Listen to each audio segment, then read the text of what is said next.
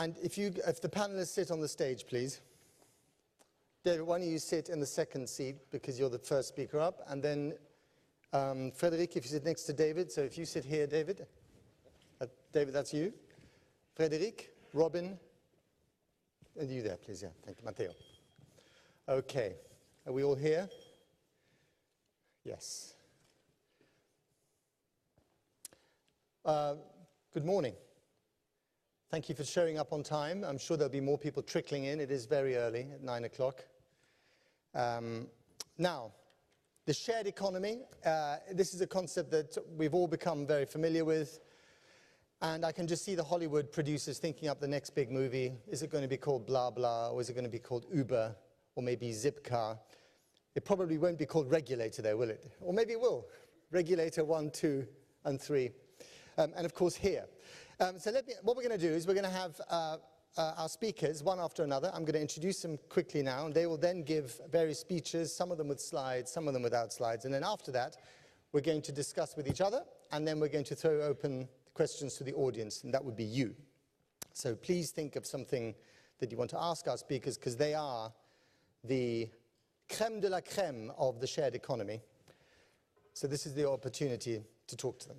Now, let me introduce first of all David Plouffe. He's the Senior Vice President of Policy and Strategy of Uber. You all know what Uber is. I met him in Washington, D.C. when I was a correspondent there for the BBC, when he was running very successfully the campaign of Barack Obama.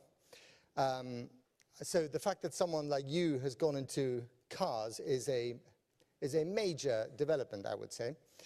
So we're going to hear from David first. Then we're going to hear from Frédéric Mazella, who is the CEO of BlaBlaCar, and tells a wonderful story about how he came up with the idea of BlaBlaCar because he couldn't get home for Christmas. There were no planes, no trains, no cars, and so he had this wonderful idea. I'm sure he'll tell us more about that when he gets onto the stage. Then we're going to hear from Robin Chase. She's the founder of Zipcar. Zipcar, very familiar to me when I was living in Washington, very familiar to many of you around the world. Again, another visionary of the shared economy when it comes to transportation. We're then going to hear from Mika Rytkonen. He's the Director of Industry and Government Relations at HERE, which is a Nokia business. And I guess that's all about the connectivity of mobile phones and transportation. And then, last but by no means least, we hear from Umberto De Pretto. He's the Secretary General of the International Road Transportation Union, the IRU. He is the regulator. Sort of. No? You're going to speak for the regulator. Not even that. Well, okay, well, you're the non-regulator. Well, we will welcome you on stage. So let's first of all welcome David, and then we're going to have one speaker after another, and then after that we will throw it open to the audience. Thank you very much. Yes, please, yeah. Oh, yes, one important announcement. I'm sorry, David. The Japanese translation is on channel 8. There we go. Thank you.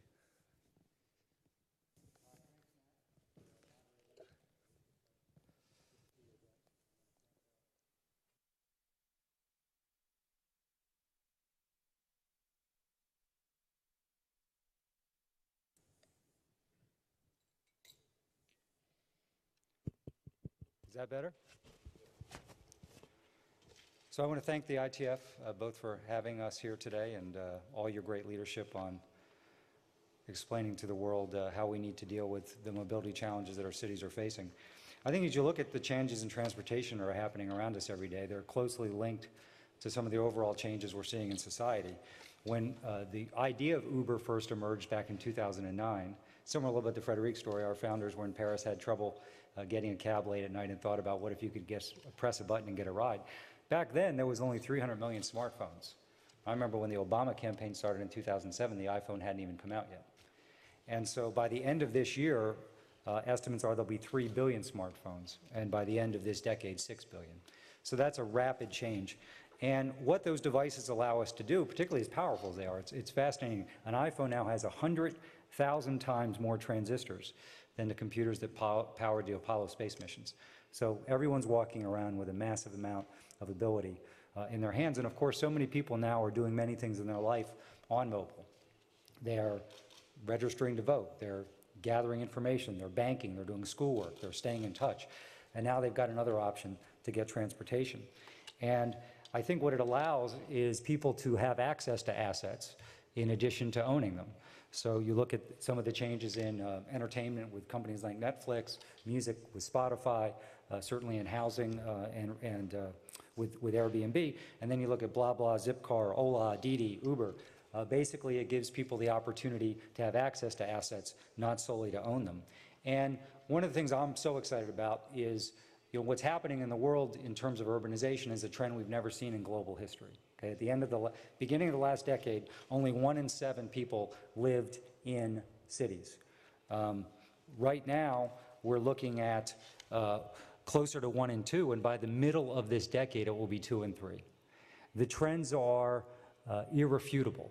People are moving to cities. Young people, by and large, want to live in cities. And there are many cities, obviously, that have very little ability to cope with what that means in terms of they don't have the ability to build whole new public transportation systems. They don't even have the ability necessarily to build more roadways. So how cities are going to deal with this challenge is at the core of Uber's mission, which is to provide more mobility options so that cities can plan better, make better choices, and actually save money. Look at Mexico City, 20 million hours lost in commuting every single day. So if you look at global cities all over the world, it is taking too much time to get around, and that's with the population as it exists today. That's only going to explode. So what we clearly need to do, and all of you in this room who are responsible for planning for your cities and countries are wrestling with these issues, how do we build an ecosystem that has more options, that ultimately is going to reduce the amount of car ownership and take more cars off the road? That is the only way to bend the curve down. As more people are moving into cities, we've got to get less of them driving their own vehicle.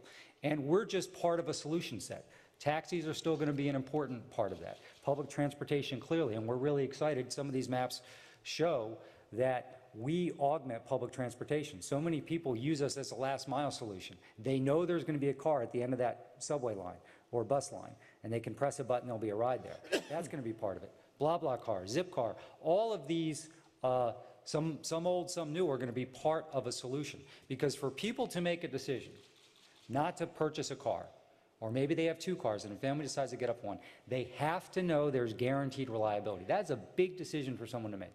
I am now, particularly if they don't live right next to a public transportation line, I'm going to give up car ownership. They have to know that there will be a car or a mode of transportation there in 2 minutes, in 3 minutes. Has to work. And that's when Uber, and we've got a lot of great competitors out there, when that works best is when we have enough supply so that the wait times get down. So people can say, it's really no different than going out in the driveway and turning the ignition of a car. I press my smartphone, and that car will be there to take me to my job, to the airport, to see my kids, to go shopping. So important. And I think that we can also help on a revenue side. Almost every city and government official I talk to is wrestling with, well, how do we raise and come up with billions of dollars for more roads, extending public transportation lines? And some of that obviously should still happen. But when you ultimately have an option that millions of people in a city are starting to use, where you get less cars, because obviously when most cars are only utilized, it's the most underutilized asset in the world. They're used for 50 minutes a day on average. So for 23 minutes and 23 hours and 10 minutes are sitting idle. The average car has 1.2 people in it. So when instead of having 1.2 people in a car, you're putting 8 or 10 or 12 in a car, you're really increasing utilization and beginning to bend the cost curve. And that's the ultimate goal here, is how do we help cities deal with congestion? And ultimately, there's going to be a big benefit there in terms of the climate, in terms of emissions reduction. And I'll talk about that in a minute. Obviously, the other thing every government official is dealing, every city, every country, I know this from my career in politics and government. How do we get more people in these cities earning more money, raising the income level? And what Uber and services like it provide is a really easy way for people to make additional money. Now, one of the misperceptions out there is this is viewed largely, Uber and services like this, it's almost viewed as a zero-sum game. You've got to choose between that and traditional taxi service, and that's not what's happening. The vast majority of people who are using Uber, the choice they're making is not to drive their own car. That's the choice they're making. And we serve underserved areas. I mean, I work for Uber, but when I'm in Manhattan, I take yellow cab. It's easy, okay? We don't do street hails. There's lots of places where it's going to be easier to get a cab. We serve underserved areas, places that traditionally don't have many options. So there's an ability to have a little bit more equality in transportation, where no matter where you are, no matter who you are, you can press a button and you'll get the same ride as someone in a wealthier part of the city. It's very, very important. There was a study a couple weeks ago, the New York Times did a big takeout on it, about the correlation, as we all know, and I know this from my political and governmental research, between lack of affordable, available transportation options and keeping people trapped in poverty. Okay, people are living on the economic margins. Okay, they are pressed as much for time as money. And when it takes 30 minutes or 60 minutes to commute, puts a huge burden on them. It allows them to make less money, unfortunately, less time with their kids, less time for studies. So the more we can bring more transportation options to everybody in a city, it's going to make not just a difference in terms of the economy in the city, but it's also going to improve those people's lives. And for drivers, most of our drivers aren't traditional taxi drivers or limo drivers. You know, the OECD has talked about this for decades, about reducing the barrier of entry to the transportation sector. So there are people who can, most of them have full-time work. Many of them drive, they may drive 5, 10, 15 hours, completely in their control, whether they're full or part-time. No one tells them how many hours to drive, no one. They can drive 3 hours or not at all. They can drive 8 hours or not at all. Many of them actually are episodic in how they drive. They may be driving to a specific financial goal, and they'll drive till they meet that, and then they'll stop a little bit. So there's complete control. And that's what we all desire more in our life, is we want more control over our lives. We want more flexibility. So for someone to drop their kids off at school and go drive for 3 hours and then go off the platform, that's completely their decision. It gives them maximum control. And you know, my passion in public life was, how do we get more people into a higher income bracket? Okay? And what Uber and services like it allow is, you might have someone who's got a full-time job who's making, you know, 38, 40,000 euros a year pretty easily in a way that completely works around their schedule. They may be taking care of an aging parent. They may have to take care of kids. They may be studying. They drive 8, 10 hours a week, and all of a sudden they're into a different income bracket. And more people are looking how to sort of piece together their life and their income in that kind of way. So there's a profound economic impact. You know, right now, you know, in London we have over 16,000 drivers. In Paris, 10. This is a young service. In Los Angeles and San Francisco, Chicago, over 20,000. And those numbers are going to keep growing. There's not many companies out there producing that kind of economic activity. And that's just on the driver side. Okay? This is not just a niche business anymore that people use Friday and Saturday night. Just like taxi, just like public transportation, they're using it all day long. But all of those riders are going somewhere. And at least a third of our trips start and end at a small business, a restaurant, a retail establishment. Many of those restaurants, retail establishments, small businesses are not on a public transportation line. It was harder to get there. So what services like Uber provide is, in addition to providing the equality of transportation to a whole city, it provides access to customers for every business in the city, because getting there is as easy as pressing a button. There's also a huge, I think, benefit to society. Not every country has a problem with drunk and distracted driving. Most with distracted, many with drunk driving. And there's been a behavioral change for young people in urban areas where Uber and services like it operate. They don't even think anymore about getting behind the wheel of the car if they're going to go have some drinks. They know they can press a button. There'll be no mystery. At the end of the night, there will be a car to take them home safely.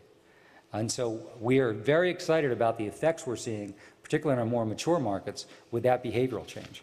You know, the thing we're most excited about, and we're very excited about what we're doing right now, is the possibility of carpooling. Now, I'm old enough, unfortunately, to remember that we've been talking about carpooling on scale since the oil shocks of the 1970s with OPEC.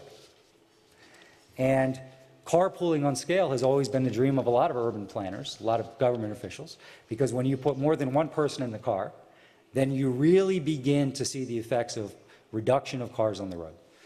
You know, MIT has done some work in this regard, and they looked at the fact that in Los Angeles, California, which has, you know, like a lot of cities, horrible congestion, if just 15% of the people carpooled, you'd never have another traffic jam again, ever.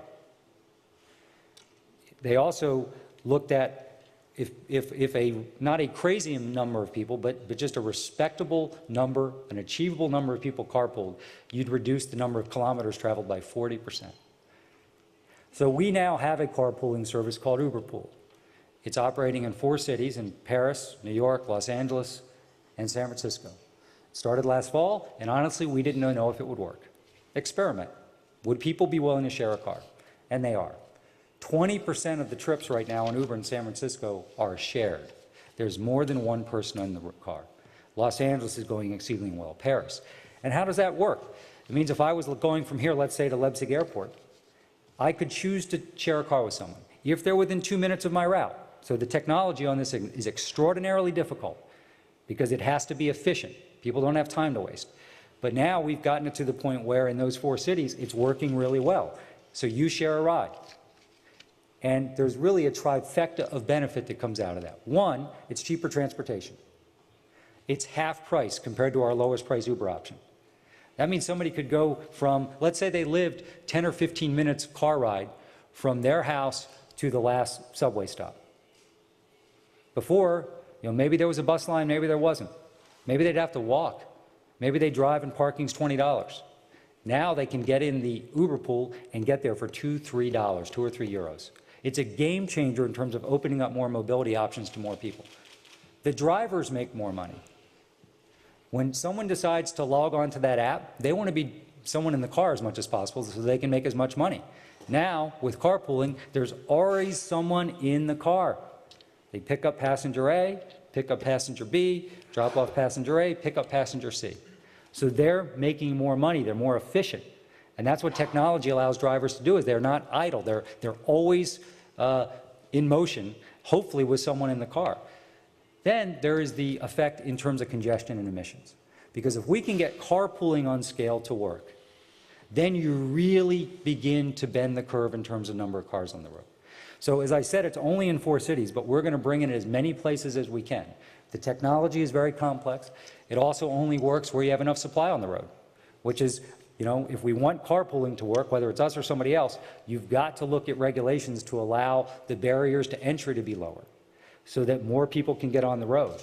And it's not just carpooling. If someone's going to make a decision to not have a vehicle anymore, it can't be 15 minutes or 20 minutes or whether the car shows up at all. It's got to be there in 2 or 3 minutes. That's the goal. And that in our most mature cities like San Francisco, London, LA, that's really what we're looking at. The wait times have gotten so low that people know I'll press my smartphone, I'll pick up my purse or my bag, I'll lock my door, I'll say goodbye to my family, and the car will be there. And that's what we need. And we are in the room every day all over the world with government officials trying to work on a regulatory pathway forward. Most transportation regulations predate GPS. They predate cellular technology. They predate smartphones. They predate apps. Here in Germany, there's a provision that you have to return to garage. That means if I'm a driver, I drop off a passenger. Before I pick a new passenger up, I have to drive to my home base. Think about what that means from an emissions standpoint, from an inefficiency standpoint. I'm not sure it made sense then. It certainly doesn't make sense now. But what we are desirous of are new laws. We're not simply asking to let us operate the way we want to operate. We're saying, let's pass new laws. And that's what happens in Calcutta, India, in the Philippines. There's discussions going on that right now in Catalonia, in Spain, in Brussels, in Geneva. We now in the United States, where a year ago there was not a single new law around ride sharing, not a single one. Now there's over 45 new ones.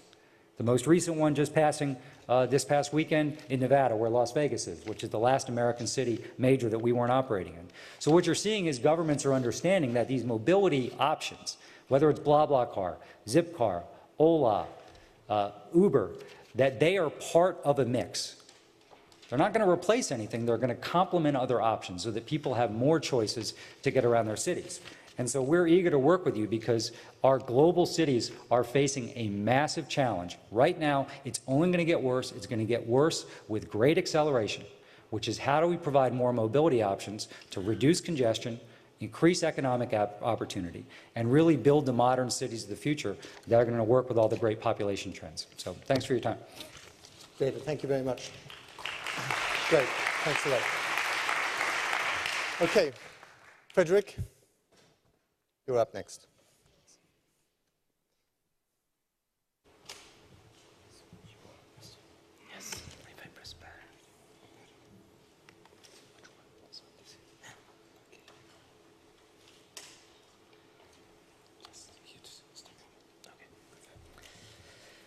Good morning, everybody.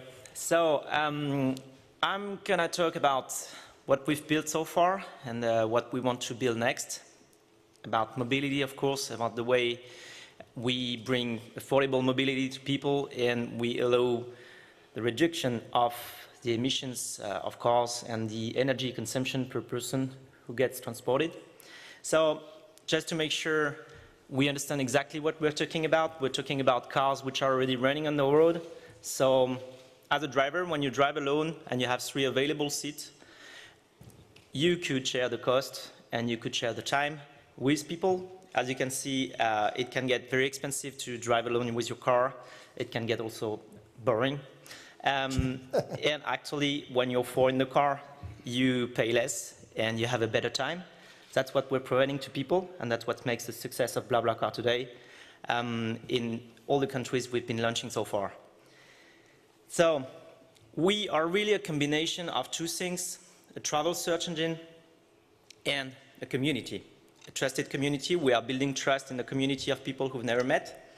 The drivers and the passengers have never met before they get in the car. And so we're making a technology that allows them to actually know with whom they'll be ride-sharing before. And on top of this, we have a travel search engine, which works like any travel search engine you'd have for trains, planes, or other means of transport. So we are really a people-powered travel, for people, by people.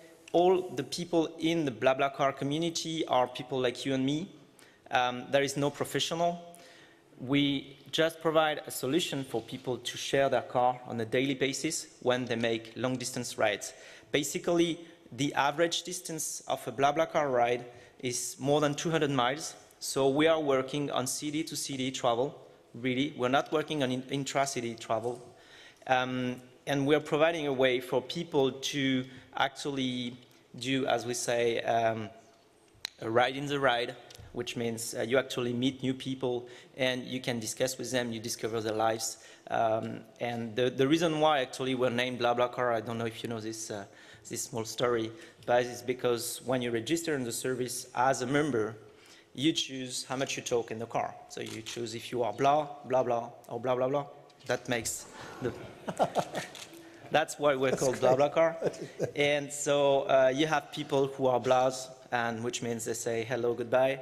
We have people who are blah blahs, so they talk when they want to. And we have people who are blah blah blahs, which means you can't stop them when they talk. So you choose who you are, and you get comfortable with that. So we've got now a fast-growing phenomenon. We're looking at more than 20 million people sharing rides now. And actually, the story began a bit earlier, and as it was told before, it was a personal need because I needed to get back home in my home place, which is about 500 kilometers from Paris, at Christmas time, and all the trains were full. I was quite late in booking anything anyway, so that's why everything was full. And then my little sister came from up north Paris, and then she picked me up with her car, and she brought me back home, and then I realized that almost all the cars were empty on the road, so I thought, okay, there was seats available, but they were not in the trains, they were in the cars. And we need to make sure we are able to index all those available seats, and there were like thousands of people going actually to Vendée, my home place, for Christmas, but then I had no access to this excess capacity in all those empty cars. And so that's how it all began. It actually began 10 years ago, so I spared you the years before 2009, which are like the sickness of the line, because of course it was maybe not the time. And so what this curve just shows is that we believe the time has come, and we have now the tools to make this optimization work. We have a way to optimize the usage of our cars thanks to mobile phones, connectivity, and so many empty cars. So the time has come. We're in 19 countries now.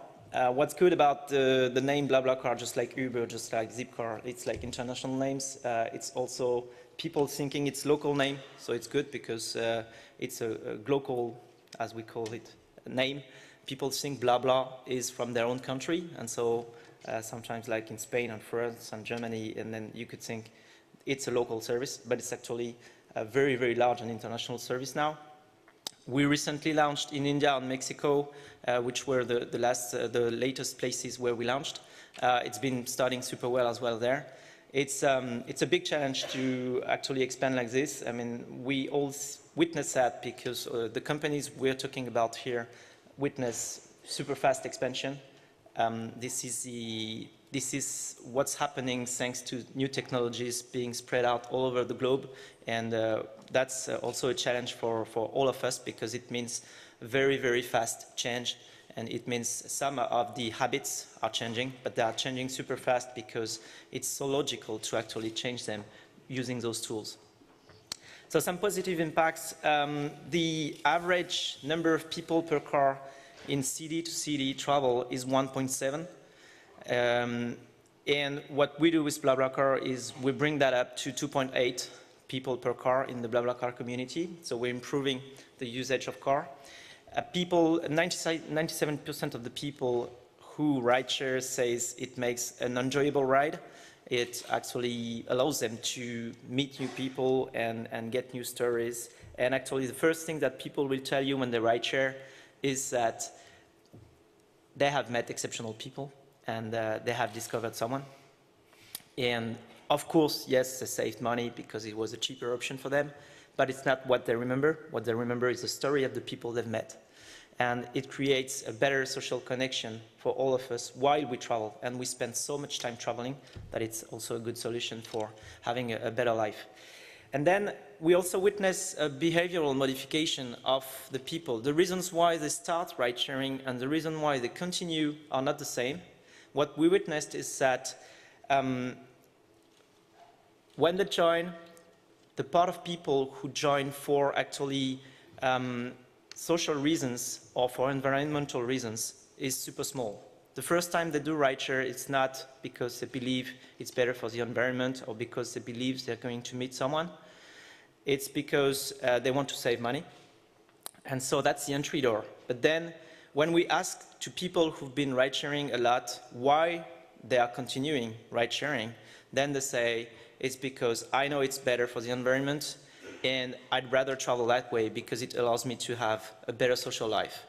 So the motivations are different, and we believe that our tool, BlaBlaCar, is also a way for people to get a sense of the environmental impacts, and it's a tool for education as well, which will help probably others and other tools and products to get developed in a more responsible way in the next decade. On the field of energy savings and CO2 emissions, actually we calculated that in the last 2 years, BlaBlaCar allowed for more than 1 million tons of CO2 emissions to be saved and 500,000 tons oil equivalent of energy to be saved as well. This represents enough energy to light Los Angeles for a full year.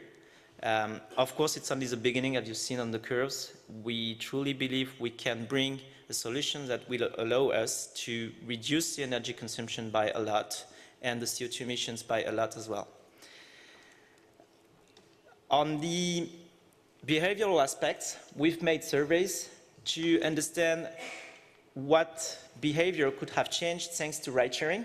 And so we remarked that since people get together in the car and they're not alone and they're actually rated at the end of the ride, they behave more responsibly and they behave in a safer manner.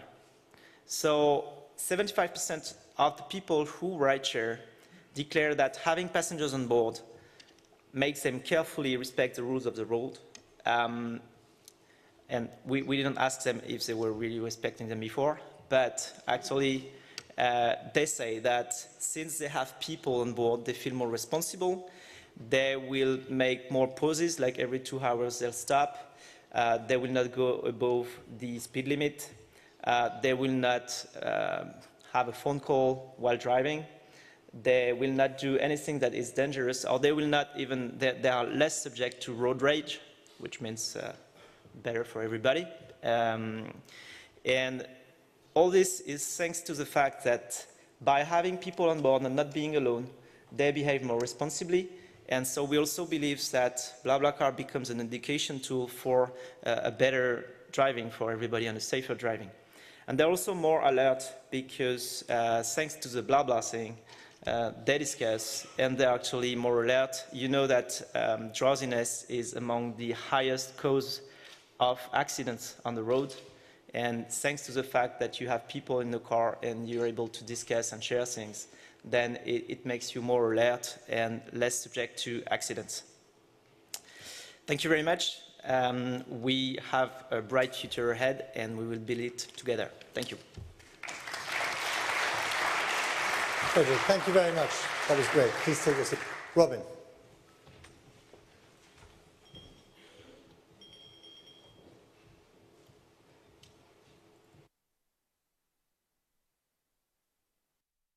What I thought I'd do is actually put this movement into a kind of context. Why is it happening and what is its potential? So if we think about Zipcar and BlaBlaCar and Uber, I want to add Waze into that, GPS.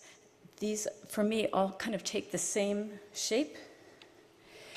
And what I see is happening is that all of these companies are leveraging excess capacity. They're harnessing it and putting it onto a platform for participation that enables different smaller entities, people and small companies to have access to things that they didn't have access to before.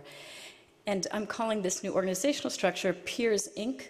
And so it's people and platforms that are really inventing a new collaborative economy and reinventing capitalism. You'll recognize this from companies like this that we've been talking about forever, and even in many, many, many more. That I'm seeing this happening in every sector of the economy, including transportation. Since I have so little time, I'm not going to explain why that's happening, but I wanted to bring to bear some of the amazing things that can happen when all these stars are aligned and you're organized in this fashion. And I think of them as the three miracles. And while this first example, I would actually like to be using Fred's company as the example, but I didn't do my historical research for that. So I like to use the example of, let me just see here. Yeah, I'd like to use the example of the hotel industry. So imagine if in 2000 I had said to you that I want to create the largest hotel chain in the world and do it in 4 years. Everyone in this room would have said, Robin, that's physically impossible. You could never possibly do that. But because we're leveraging excess capacity, Airbnb managed to have the same stock of rooms for rent as the Intercontinental Hotel Group.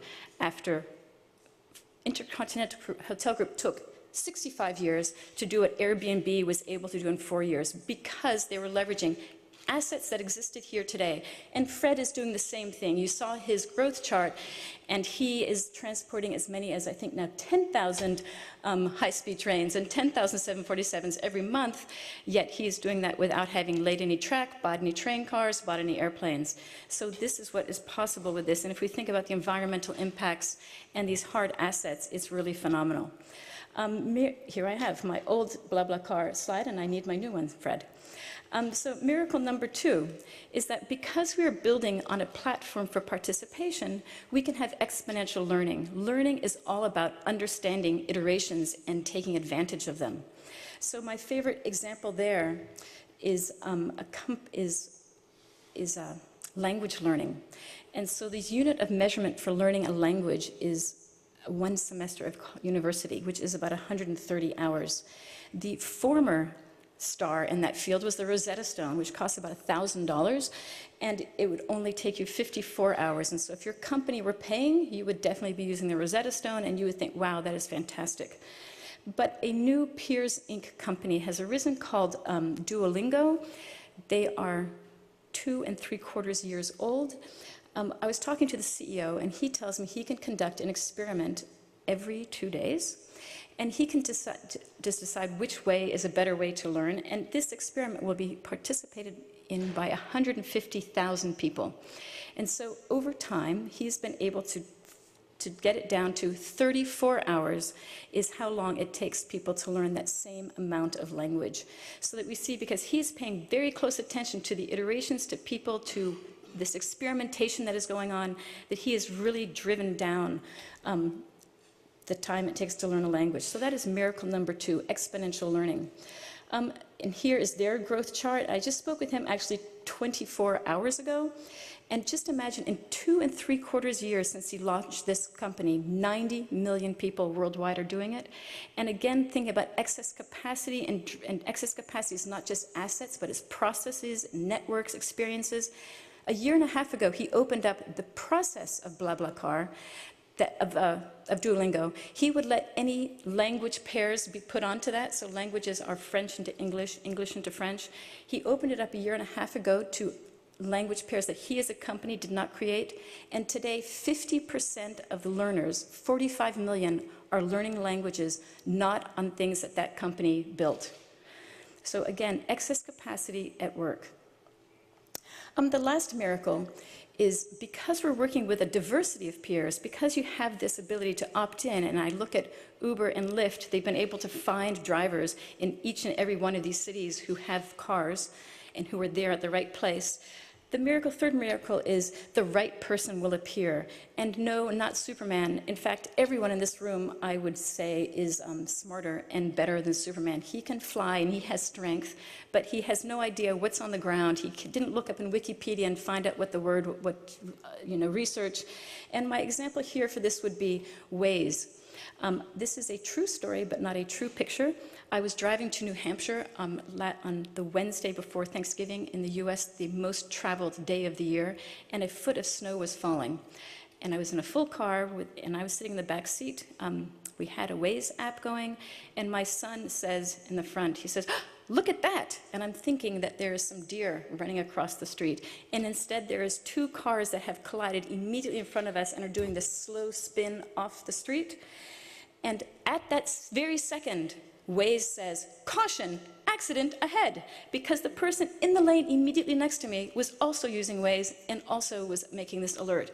So the right person will appear. So when I put those, this is Waze's growth curve. Again, I think they have now 70 million people are using it. All of these efforts have this ability to grow really quickly. The point I want to make here is that this new business model is a collaboration. None of these things can happen if we do not have both platforms and peers participating. So we are defying the laws of physics. We are able to grow exponentially because the platform is doing the organizing and unleashing the excess capacity, and these peers are doing the co-investment simultaneously very quickly. We are able to tap exponential learning because the platform is looking at and learning from all of the simultaneous peer experiments and able to figure out what the best one is. And again, with the right person will appear is because we've invited a diversity of people and enabled them to participate and given them the power of the corporation or the government through these platforms. And just to end on this thing, for me, I know definitively that we are moving from what I would call industrial capitalism, where the greatest value was extracted by creating scarcity through copyrights, patents, trademarks, special certifications, and that we are definitively moving into this collaborative era because the internet now exists and we can now connect and network people. And so I'm going to give you 4 principles. And for me, I see this as 100% true, and I challenge you to tell me that they are not true. So the first is that shared networked assets always deliver more value than closed proprietary ones. So we saw that the asset is either used more efficiently, which is what Zipcar and BlaBlaCar is doing, or it's extracting brand new value. So think about open data. People are seeing these opportunities, and that's something we've been exploring a lot in the transportation field, is opening the data, brand new values are extracted. No matter how many smart people are in this room, we know there's a lot of you smart people, we know there are more smart people outside the room. And that goes for companies and that goes for governments, that if you want to have more innovation and creativity, you must go outside, and now we can find those people. More networked minds are smarter than fewer proprietary minds. From a collective action standpoint, the benefits and opportunities of shared open assets are always greater than the problems associated with shared open assets. When I started Zipcar, everyone said, people are going to destroy the cars, they're going to ruin them, they're not going to tell you. And True, some people do that, but the vast majority do not. The benefits and opportunities associated with shared open assets are larger than the problems. Wikipedia would be another example. Yes, there is graffiti and lies, but we have the world's encyclopedia. And then the last is from a very personal, self-interested standpoint. When I participate and contribute to one of these networks, I always get more than I give. I add my vehicle and I have the fleet. So, to conclude, when we think about the sharing economy, that I want to take a step bigger and call it the collaborative economy, we are moving in such a high pace of change right now. If your company or your government is not organized so that you can experiment, iterate, adapt, and evolve at this pace of change, you will fail. This structure provides faster learning, faster scale, and faster local adaptation. And indeed, I'm giving a talk about this book immediately after this session just now at 10:30. Thanks. Thank you very much, Robin. Inspiring stuff. Thank you. Okay, well, there we go. That was great. Lots of issues that we're going to discuss later on in our round. Mika Rytkönen, please, you're next to talk about HERE and Nokia. Okay. You don't have any? I think we don't have any slides here. Good morning to those of you who survived from last night's gala dinner. I'm Mika Rytkönen and from Finland, so always saying that happy to bring a Nordic accent to these meetings and the rooms, but nowadays living in Berlin, so a little bit.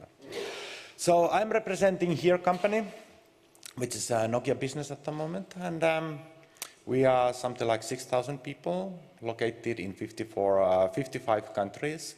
We are the leading location cloud company in the world. For example, we are powering 4 out of 5 new cars in the market with our navigation technologies, and including a lot of data and other things. And then we are also developing and collaborating with all car makers and developing the technologies for enabling automated driving, which might be quite important technology in the future when we are thinking about this car sharing thing.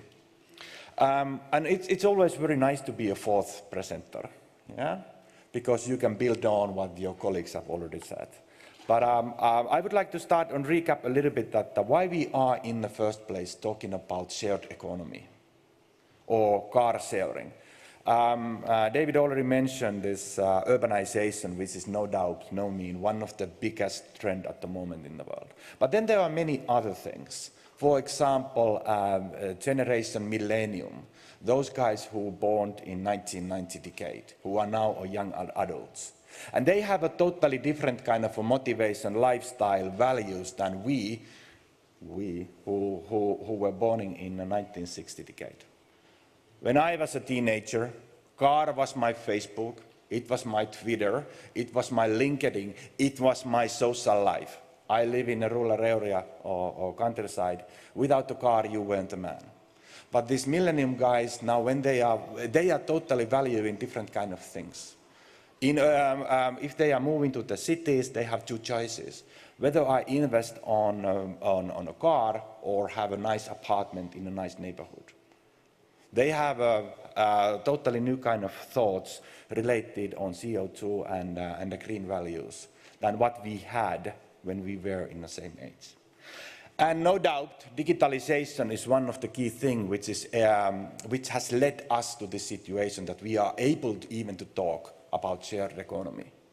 And personally, I'm very happy that finally digitalization is entering to the transportation. In Europe, I tend to say that we call that as an CITS, which is breaking the silos between different kind of industries and really starting to talk about experiences, what we already heard today, for example, from Uber and BlaBlaCar. So if we are taking a look into this kind of a shared economy and not only talking about car sharing, but also adding home sharing, whatever kind of a sharing things, it's no doubt that location technologies have a crucial role in that game. And I am not only saying that it's a traditional map technology, but it has to be advanced location technology which is in place, meaning that we are adding a lot of different kind of data to the maps in order to provide not only the efficient car sharing experience, but a safe car sharing experience. Safe, protecting the consumers when they are doing or consuming these new services, whether they are home or car sharing kind of the things. And this is no doubt, at some point of time, this is leading us to the automated vehicles, which are, again, another way how we are not only consuming data, but generating a lot of data. Yeah? So this is leading us to the situation where we think that what our role will be. So we are also talking about shared data economy. So in order to boost, in order to guarantee, in order to secure that this innovation will fly and they have been adapted by as many people as possible, we need to provide certain kind of data. And that data has a lot of value. We already heard today from Uber that if people are using car sharing, the amount of cars are decreasing on the streets, which is meaning less congestion. That is right. There are also other ways to do the same thing. We are collaborating with Swaco, which is a leading ITS company based in Austria. And what we have recently done is that we are combining our traffic data, what we are collecting, billions of traffic data from roads. We are combining or getting the variable message sign information from Swaco, traffic light information from cities, putting those on the one platform and demonstrating how cities, governments can do predictive congestion management today, powered by shared data economy. Very interesting thing, because that is a tool where governments can see what is the demand and supply in road network, and they can make immediately improvements if they see that there is a congestion. Another example, what we are doing at the moment, building a little bit what you said about this Waze application. So we know that in EU we have this ITS directive, which is a little bit the same thing. How we can engage people, drivers on the road to participate to the Safety on Road initiative. This is fantastic. I'm excited about this. I was one of those guys who joined Nokia in early 1990, and I am feeling as excited now than then when we were creating GSM and helping people to connect themselves and have mobile phones. Today we have a similar kind of things. So in ITS directive, how do we work is that we have a mobile application. Later on we will do the integration into the car electronics. When a driver is driving a road, exactly the thing what you described, if you see something strange on the road, debris, obstacle, people, animal, slippery road, temporary lost visibility, etc., you press a button. We will capture that message, we will analyze the message, we will inform regulators to traffic management center that something is happening there, and then we are also informing the cars who are coming to exactly to the same location. That is a fantastic way, and I totally second with you when you said that the sharing economy is that not what I get, but what I can also give. This is a very good example how citizens, how drivers would like to contribute to this kind of global trends to make roads safer and reduce CO2 emissions. So, so data sharing, and think no doubt about that.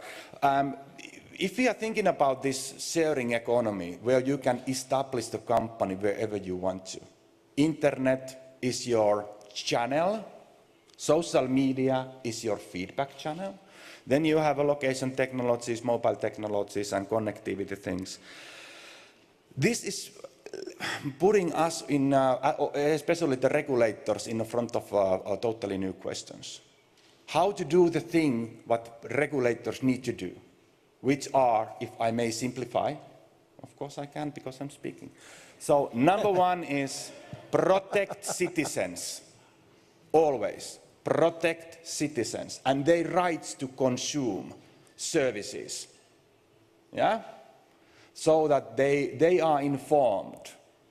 And 95% of these kind of new economic cases are safe to use. But what if, how we are treating those 5% where something is going wrong?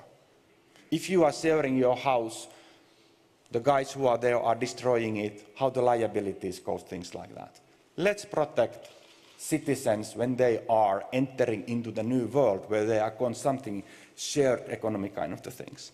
Second one, for regulators, if I may, ensure that the business ecosystem remains healthy in this environment. We are always having a battle between traditional service providers and new service providers. And I am not saying that, that the one needs to benefit from another or one is more important than another, but what I'm saying is that this business ecosystem has to remain to be healthy for everyone. No one can get a counterpoint in this new digital or shared economy business. I'm getting excited. Thank you. Mika, so are we. Thank you very much. Excellent. Umberto. Last but not least.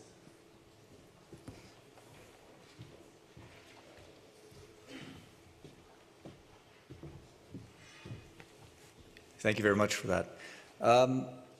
I unfortunately am also old enough to remember the early 70s and the Nixon oil shocks, and how back then we talked about carpooling and said, wow, what a great idea if we could just get more people in a car.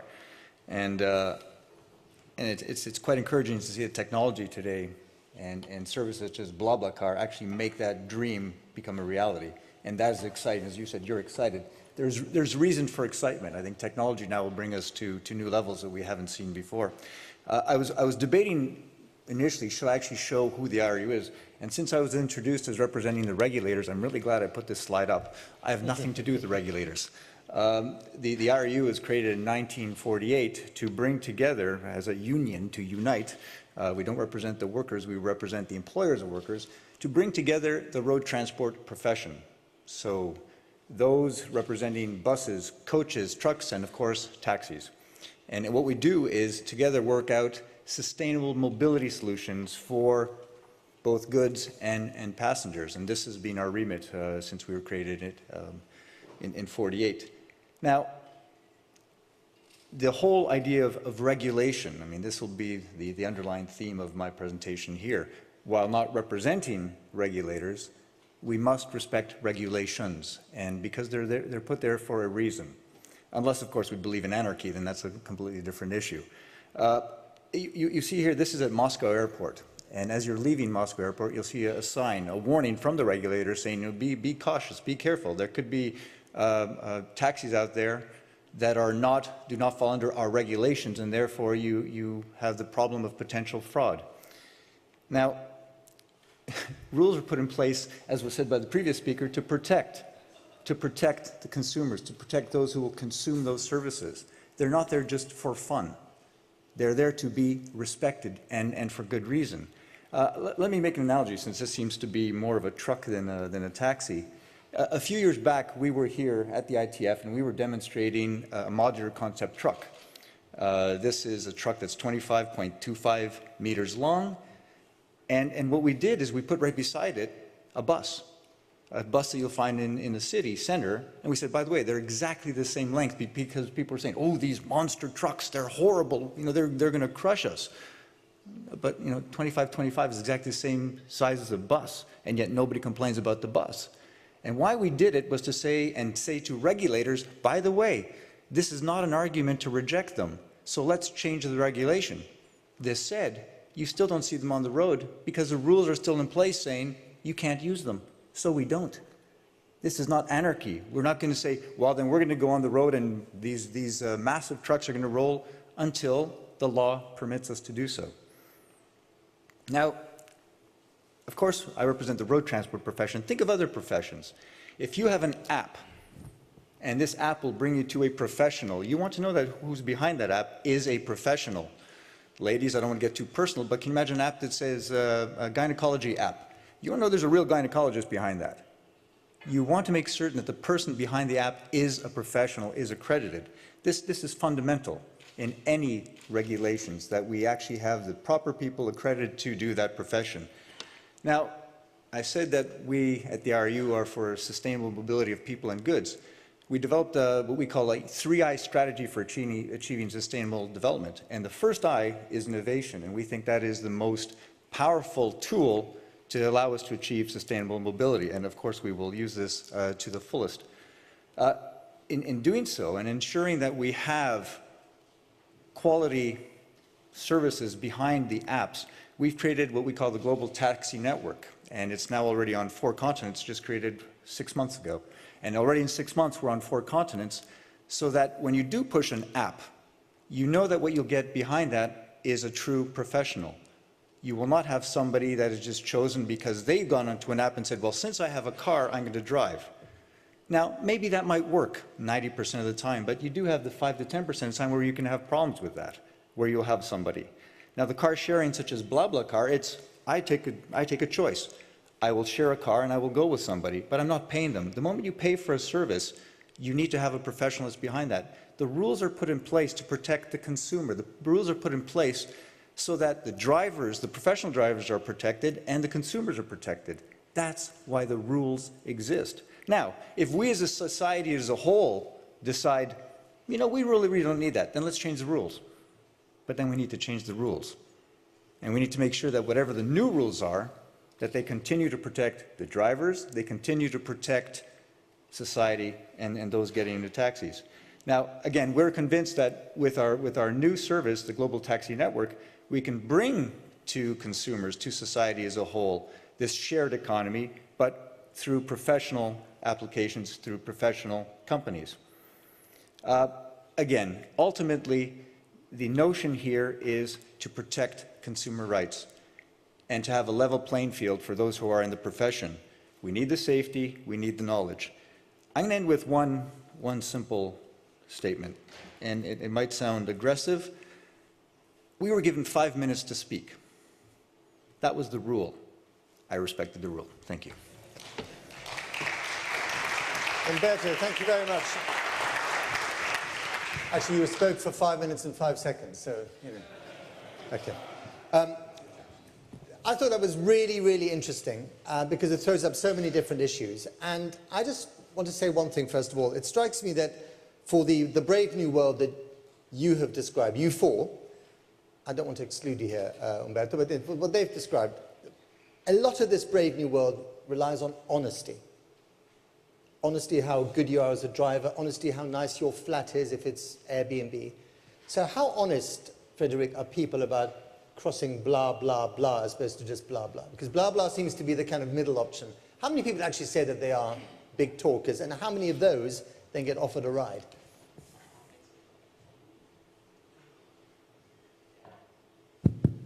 Yeah, it's a very interesting question. Myself, I'm declared as a blah, blah, and I've been told I'm blah, blah, blah.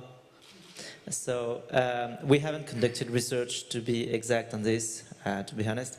But it's what you declare and what you do may be different, if that's the bottom line, like the sense of your question.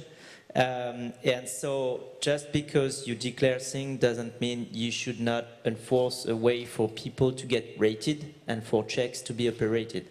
So trust is something which is super complicated. It's like, it's a collection of different parameters that you need to put aside so that you are able to provide your trust to someone, and it includes information you declare, information which have been rated by some people, and information which has been checked and regulated. So it's a collection of those information that allows you to give your trust to someone, and that builds honesty for the individuals because they know that everything is also checked and evaluated by other people.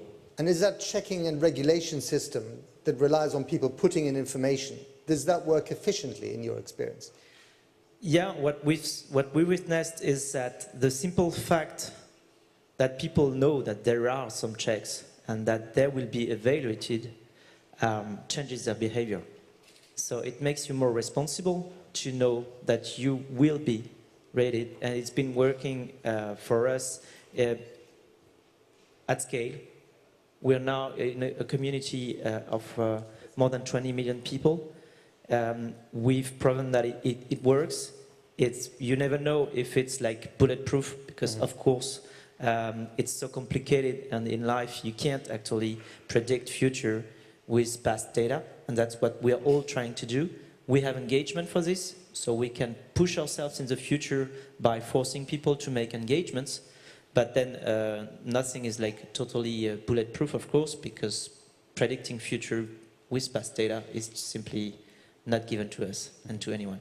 Let me broaden it out and ask you a question, Robin. I mean, what you describe in your sweeping presentation is really the sort of the empowerment of the individual on so many different levels, whether it's transport, accommodation, or learning, thanks to technology.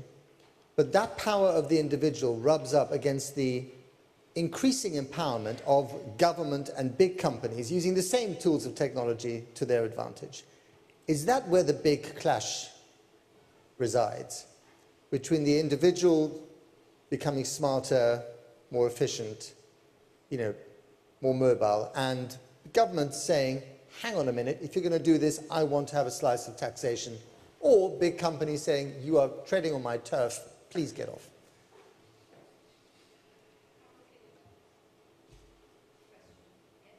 King now? Yeah, it is now, yes.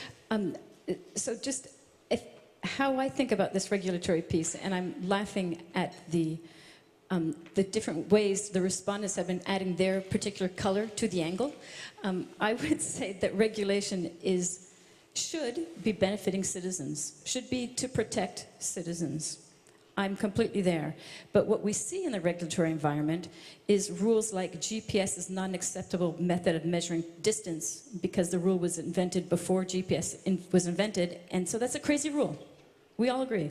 There's also rules that are anti-competitive, so they're not there to make a playing field. In Miami, you can't pick up if you're a black car, you can't pick up anyone sooner than 15 minutes.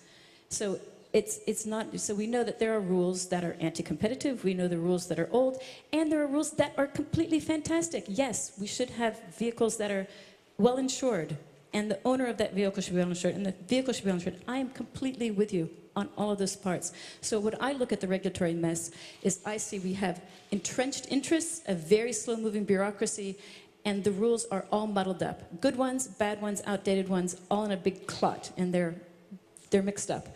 So just one piece that I just want to bring into the rating versus certification rule.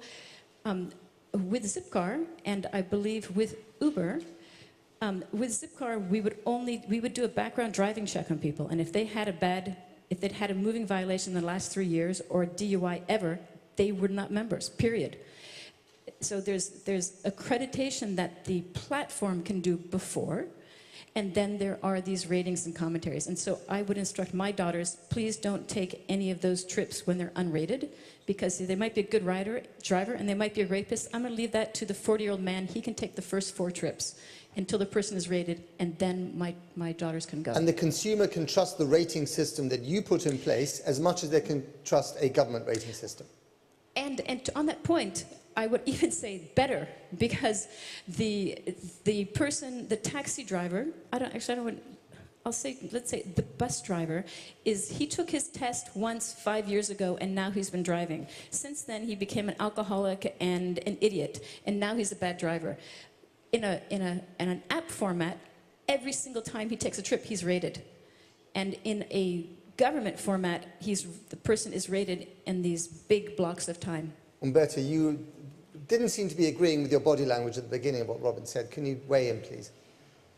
Yeah, it's a question of, we can have rating systems, we can have all kinds of things where you say that the company will do the pre-inspection, will check the drivers and all that.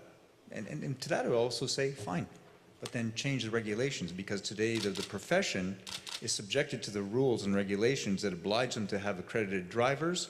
And if you want to do that, then let's have a level playing field. But then it's society as a whole that has to decide, yes, we would accept a rating system, and we accept auto-regulation, whereby the industry would say, well, I'll check if the driver's good or not. And if society today, we've reached a stage where society is comfortable with that, then let's change the regulations.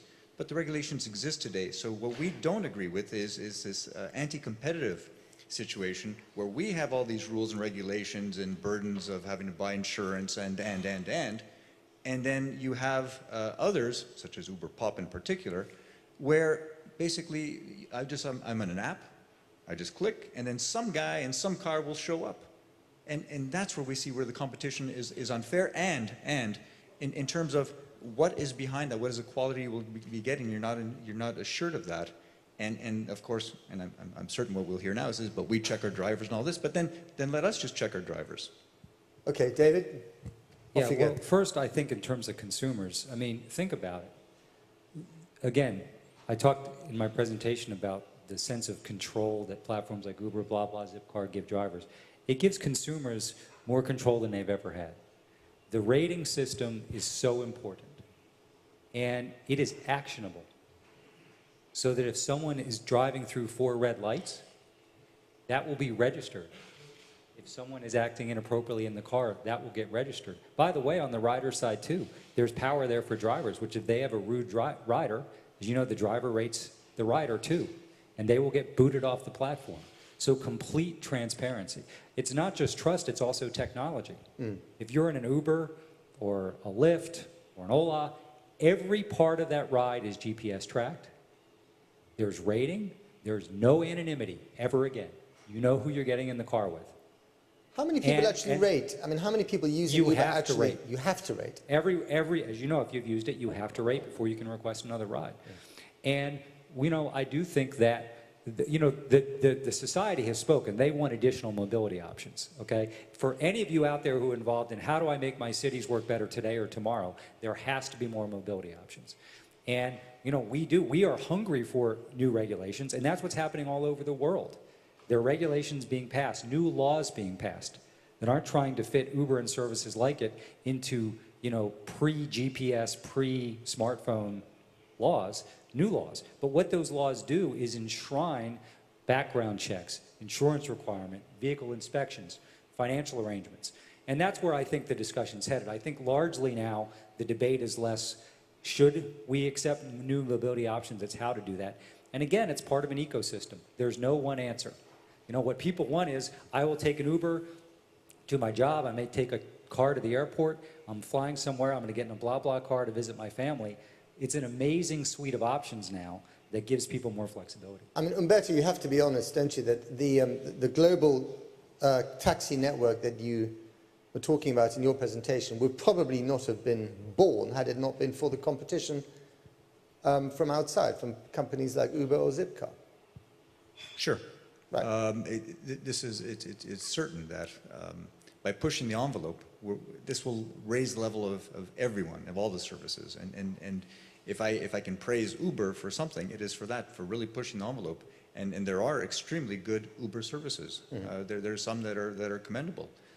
Our problem is with Uber Pop, which is where you have an application where you can have a driver, basically just because I have a car, you can then provide a service. I used to usually in presentations say, how many people in the audience have driving licenses? And everybody would put up their hands, and I said, does that mean you can run a taxi company? And the answer is no, because you have to have certain qualifications to do that. It all comes back down to the regulations, and society and governments are speaking, and well, this is a fact in close to 30 countries now. Uber Pop is outlawed, or it's forbidden to be used.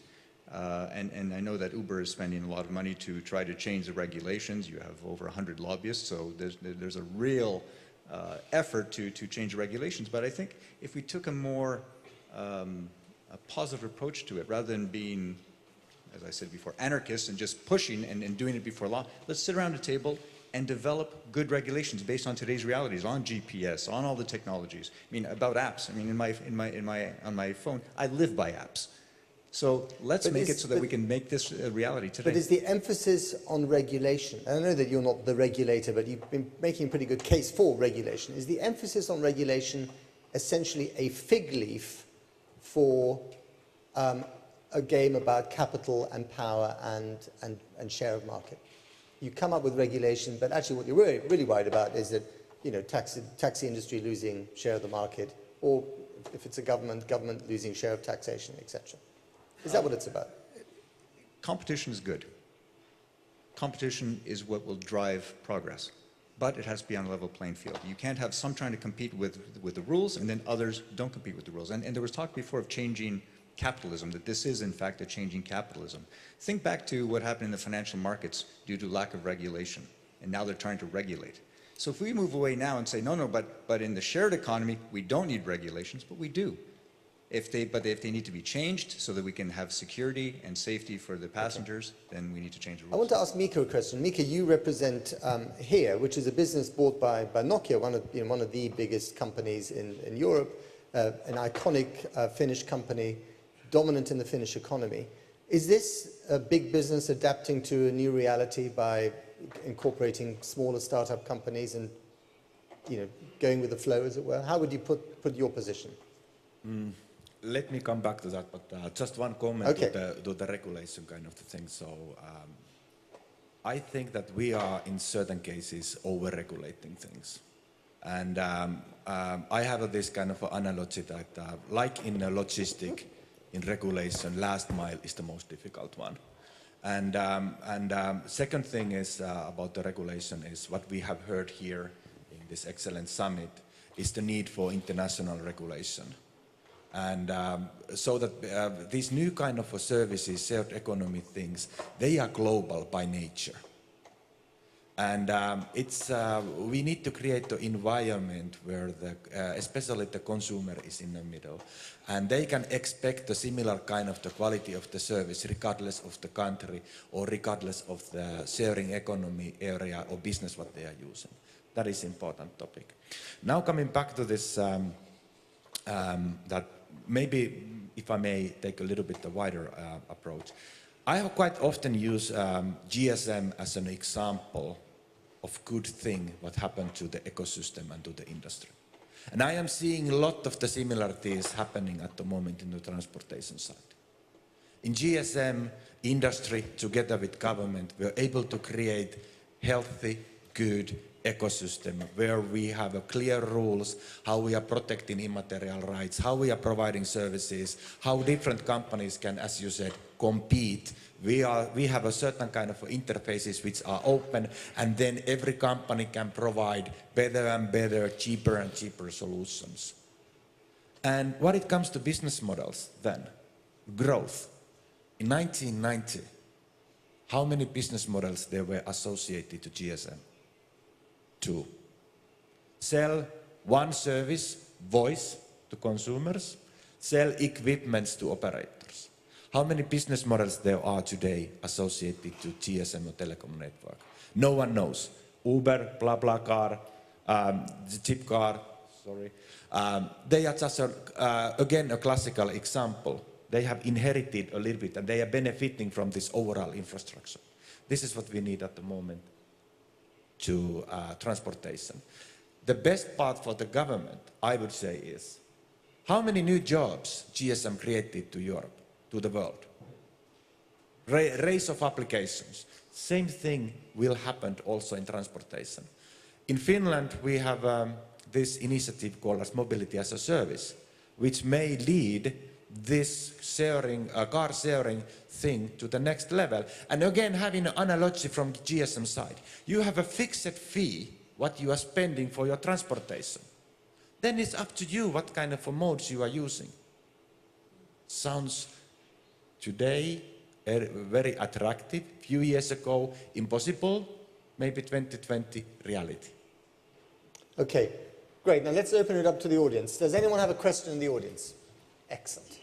Can we have a microphone here? Or do we just want to... That's coming, the mic is coming. We can do mic sharing as well.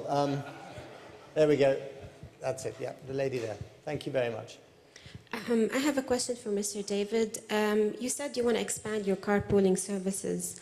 Where you're looking at which countries and which regions? And in particularly, are you looking at the Middle East? Well, we'd like to take it as many places as we can. And the truth is, if you're going to make carpooling work, there has to be both the population density and density of vehicles. So UberPop, UberX are going to be part of the solution if cities want to get carpooling on scale. So, you know, there are places in the Middle East Dubai is a great example, a city that's got the Expo in 2020, where I do think they are, from a for-hire vehicle standpoint, far below the global standard. So there's a need for more mobility options. So we will take it. The technology is very complicated, really complicated to make this work. I mean, again, it's natural now to press a phone and get a ride. When it first happened, it was almost inconceivable, okay? Now, to make that work with 2, 3 people in the car. So we have to have a mixture of the technology working right for that city. We have to have the right sort of population density, which is most global cities have that. And they don't even have to be that large. There are some even smaller cities that are just very dense where this works well. And then you have to have enough supply of drivers on the road. And I think that Uber Pool and carpooling services will be attractive to drivers. Again, as I said in my opening statement, it's great for them because they make more money because they're always on a trip. And what's interesting is we see in San Francisco and Los Angeles a prime reason that people are using Uber Pools. Some of it's because it's more affordable, but they're mirroring what Frederick said. A lot of people are choosing to do it because of the environmental impact. They feel that they're making a difference, and they are. So our goal is, we'll be bringing it to more cities this year, a lot more next.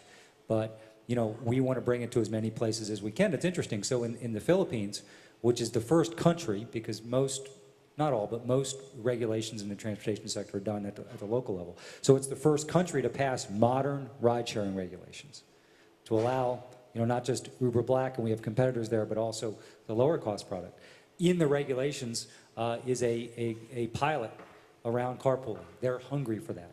A lot of the discussions we're having right now with governments, and I've had some here at this event for the last 24 hours, center around that. There's a real excitement about it because they understand that if you could get carpooling on scale to work, it's part of how you pick the lock in terms of the challenge cities are dealing with.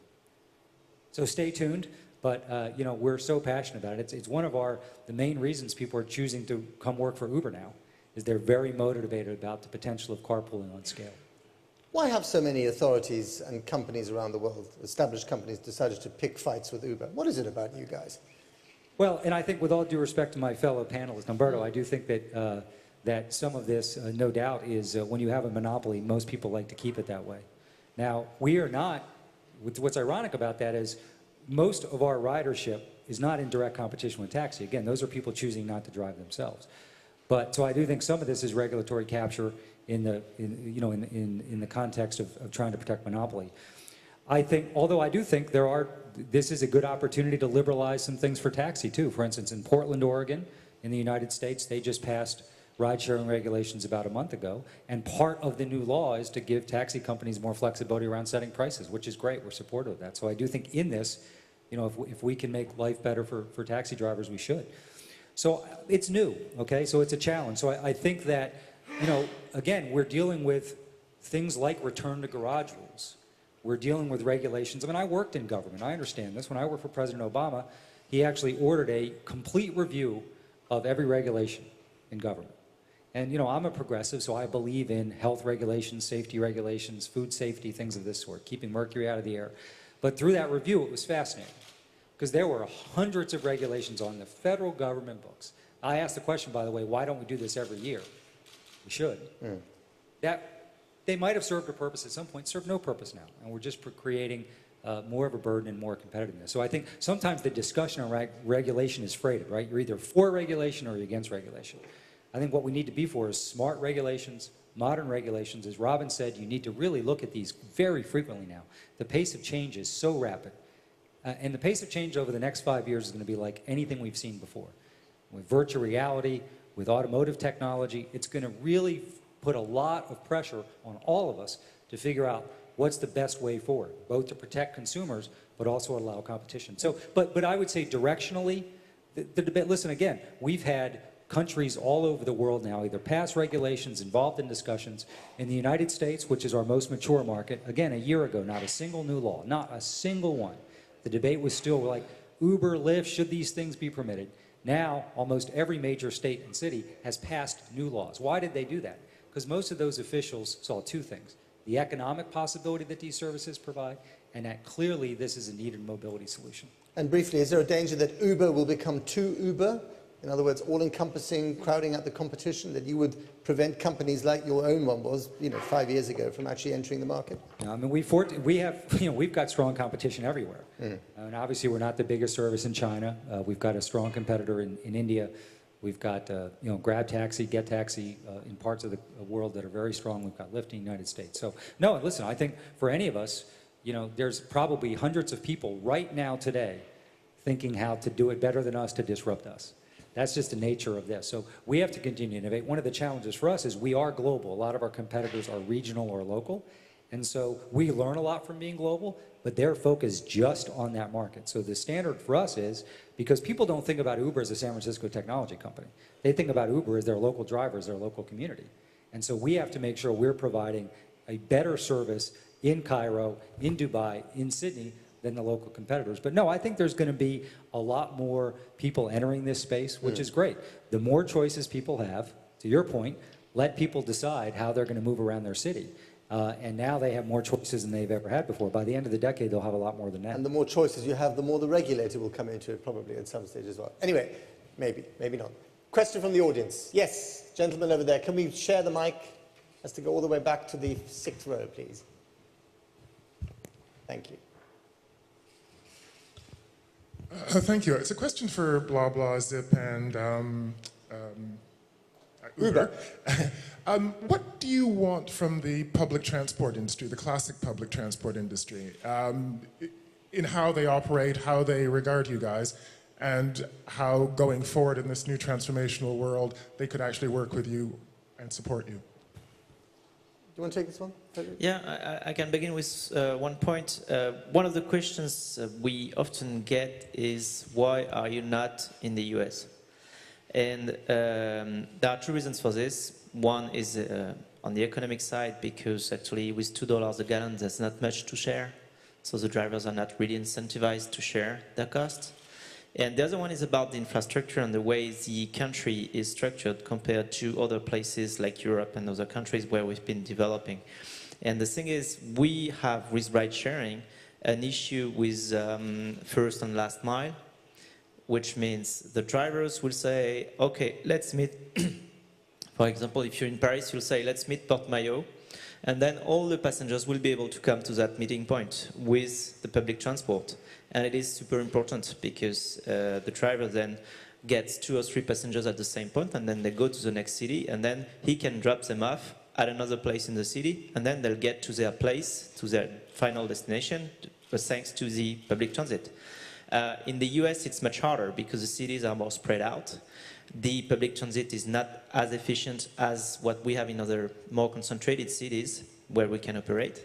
And so we actually, as a ride-sharing platform, allowing city-to-city transport, we need a super efficient public transit in cities. So we need a very powerful network for this. And then we also need some areas where it's easy for people to park and get the people in the car and possibly wait 5-10 minutes.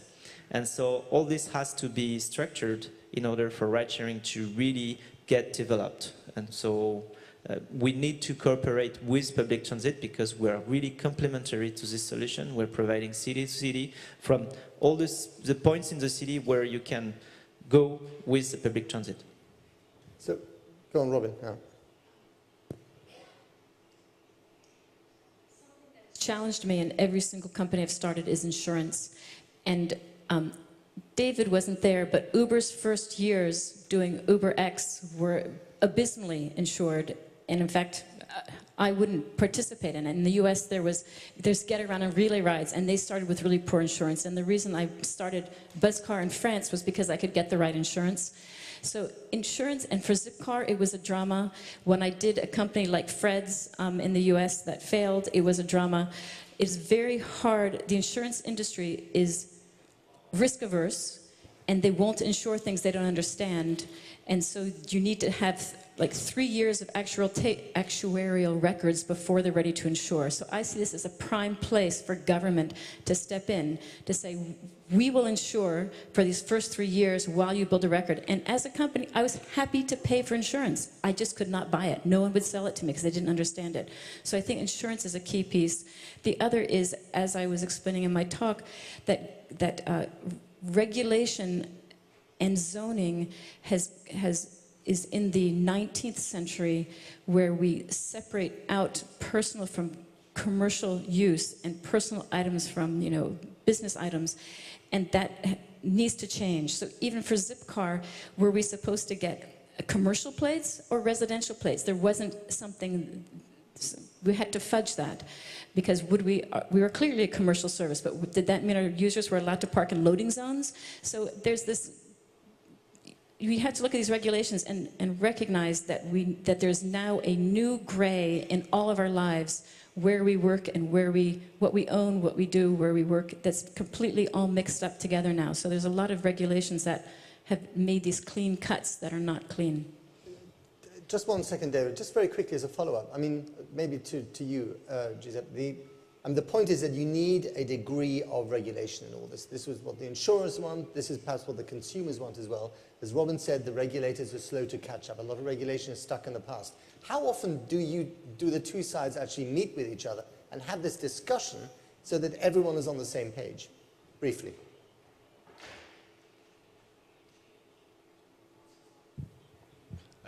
At the RU, it's a constant dialogue with governments and trying to change regulation. We agree with what you said, over-regulation. We want more flexibility. We want more liberty. We want to work towards that. If we look just within the EU, the over-regulation in the EU is abysmal. And we have to work with governments. But it's a constant dialogue. And what about working with people like Robin as well? I mean, yes, get everyone involved. All the industry needs to. I think the conclusion of what we're hearing here is we all need to get together, sit down and say, how do we speak to governments to make sure we have better rules that meet today's realities? That's what we need.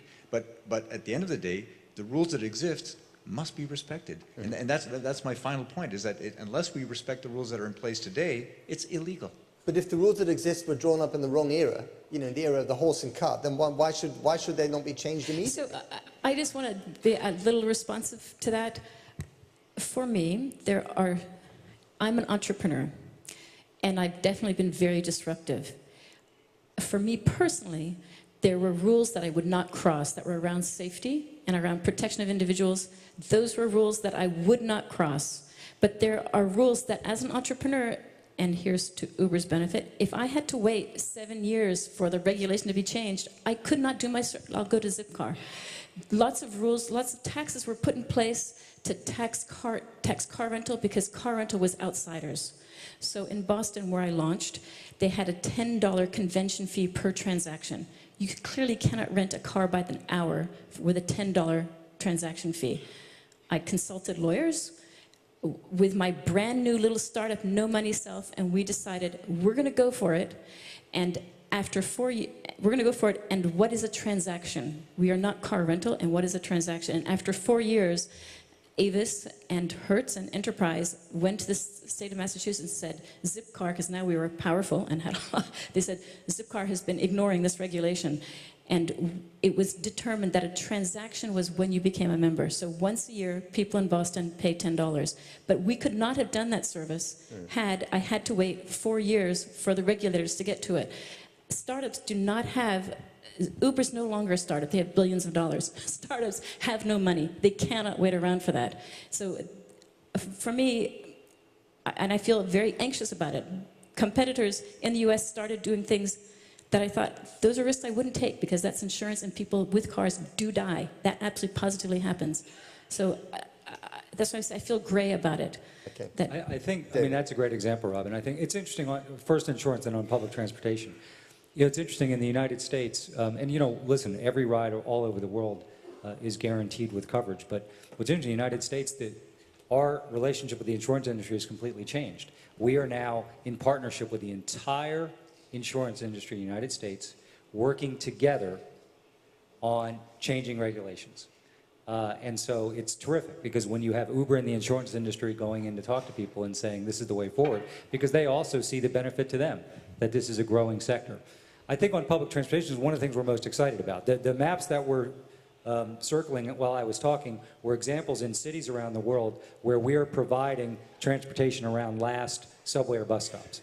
So we're very powerful last mile effect. And we are actually now in partnership with, in Atlanta, Georgia, in Dallas, Texas, and Denver, Colorado, just as 3 examples in the US, and we'll take this globally soon, where we are partnering formally with the public transportation service, where, you know, Uber's in their app, so that people know if they get on a subway, they can order a car before, you know, as they get to the next stop, and it will be there.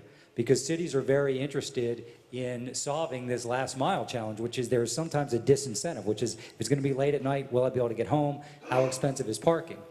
And so this is one where we see us as a great complement and actually a solution to getting more people onto public transportation.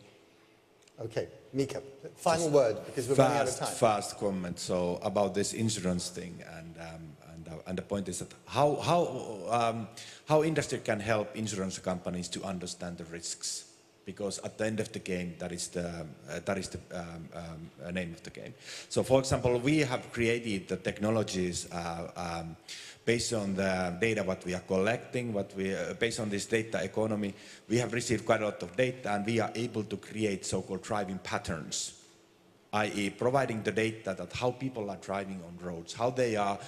How much they are speeding, how much they are braking on the streets, and of course today it is enormous data. So you cannot identify who has been the driver. But such kind of information can be provided for the regulators and insurance companies in order to provide facts. Sometimes I have a feeling that when we are in a time of disruptions, because we don't know, we tend to over-regulate things just to be sure. Okay, we've really run out of time, so one final question from the gentleman here. Yeah. It's not a question, it's a statement. It's a statement, I'm sorry, yes. Abusing from the privilege of being the Secretary General of the All right, International Transport Forum. Even better, yeah. It's very simple. Yeah. Thank you. It also answering to your question, why don't you guys meet? Mm-hmm. That's what the ITF is about, providing the platform for different stakeholders to meet and to discuss, and this has been a session of great value. And in our role, the other role we have, which is providing policy advice to governments, be sure that much of what I've learned here today will be transmitted. So thank you all very much. Thank you.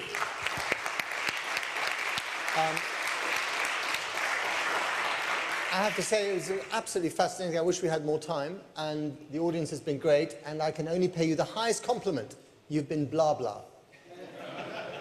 Thank you. That was great. Thank you.